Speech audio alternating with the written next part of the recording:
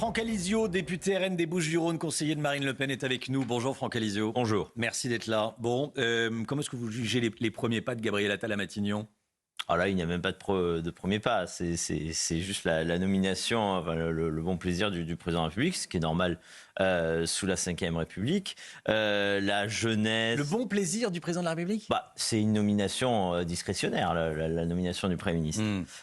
Donc, on va dire que l'âge du sous-capitaine, le physique du sous-capitaine, l'originalité de cette décision évite de se poser de vraies questions sur les convictions. C'est quoi sur l'originalité ? parce que c'est la jeunesse. C'est ce qu'on commande sur tous les plateaux depuis 24 heures. Ça évite de se poser les questions parce qu'il a déjà un bilan, puisque ça fait 10 ans qu'il fait de la politique. D'abord, à l'origine, il est socialiste, Gabriel Attal. Ensuite, il est le père, en tant que député, puisqu'il a défendu, il est le père de Parcoursup, qui est décrié par tous les étudiants, qui est une catastrophe. Les parents, nous, on nous en parle sur le terrain. Dans les circonscriptions, c'est une catastrophe, le Parcoursup. Il est le père du service national universel, qui est un gadget. En tant que ministre des Comptes publics, il est comptable. C'est un peu monsieur déficit et monsieur impôt. Et le seul endroit où on se dit, il n'a pas marché, c'est là où il est resté très très peu de temps, 5 mois à l'éducation. Et pourquoi il a été populaire ? Parce qu'il a parlé, parce qu'il a porté des propositions de Marine Le Pen au final, puisque l'uniforme, la baya, c'est vraiment aller sur nos sujets. Et c'est quand on va sur nos sujets, sans les résultats évidemment, qu'on est populaire. Bon ben voilà, pour l'instant, le bilan et les résultats de M. Attal. Sur la baya, on peut dire qu'il y a eu un succès parce qu'il n'y a plus d'abaya a priori dans les établissements scolaires. On avait dit heureusement, mais bon. Quelques semaines, mais oui, tant mieux. Enfin, quand il y a quelque chose qui avance, on s'en félicite. La jeunesse, tiens rapidement, la jeunesse, c'est une qualité ou un défaut ? C'est quoi ? Ça devrait pas être noté ? C'est de la communication. Mais oui, dans l'absolu, ça devrait pas être noté. Oui. Mais c'est vrai qu'on parle beaucoup aussi de la jeunesse de Jordan Bardella. Oui.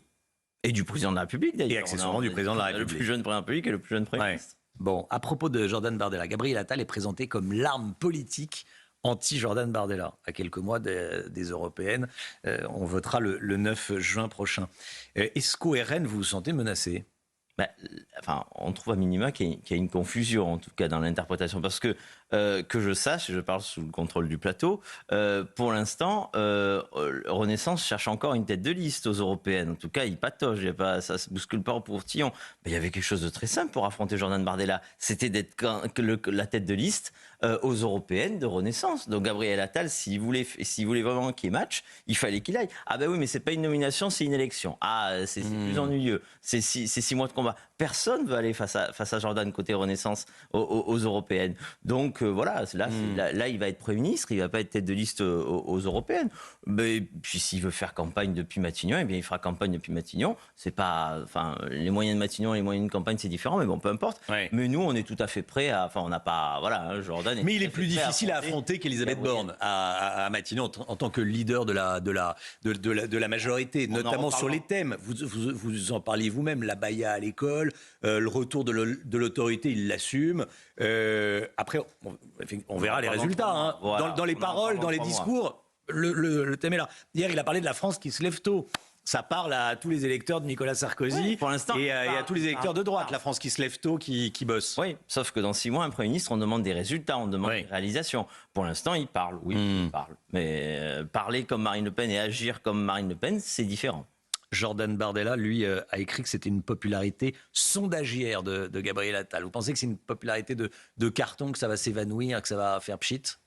Oui, largement. Je vous dis, les réalisations parlent d'elles-mêmes. On verra ce que ça donnera. Mais pour l'instant, dans 6 mois, je crains qu'on n'ait pas avancé. D'ailleurs, le sondage que vous présentiez il y a quelques instants, 52% des Français n'ont pas confiance en lui, 53% avaient confiance en Elisabeth Borne. Vous voyez, les popularités sondagières, ça s'effondre très rapidement, surtout à l'épreuve du pouvoir. Gérald Darmanin, il devrait rester à Beauvau. Qu'est-ce que vous en pensez ? Gérald Darmanin nous a offert une victoire par ricochet avec la loi immigration. La nomination d'ailleurs du Premier ministre est aussi une victoire un petit peu culturelle, un petit peu idéologique de Marine Le Pen, puisqu'il a été le ministre, je le disais, le plus populaire parce qu'il parlait comme nous. Donc écoutez, j'ai envie de dire, si à chaque fois on nous mène des victoires sur des plateaux, parce que en réalité, pour parler aux Français, pour être entendu des Français, il faut parler comme le Rassemblement national, eh bien que cette équipe continue. Merci beaucoup Franck Alizio, député RN des Bouches-du-Rhône et conseiller de Marine Le Pen.